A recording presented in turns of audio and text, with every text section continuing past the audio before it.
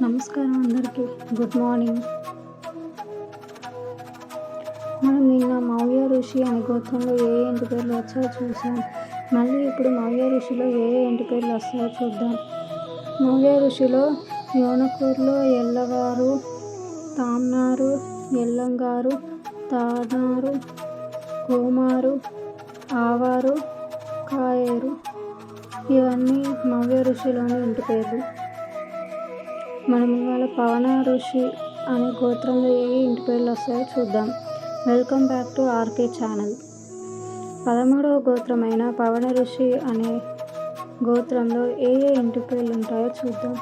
చంద్రాల, తిరుమల, ధూమల, రావుల, రాల, రాజుల, మదన్వాల, మత్స్యల, ముత్యాల, మునిగల, మూగుడాల, నోముల, మామిడాల, నామాల, మండల, దోర్నాల, నూకాల, తోపుల, కనుకుల, ఈమంచి, సాయిల, మెటికల, ఏరిగందుల, ఉజ్జల, గొడ్డి ముక్కుల, గాదె ఇవన్నీ పవన ఋషిలోని గోత్రాలు.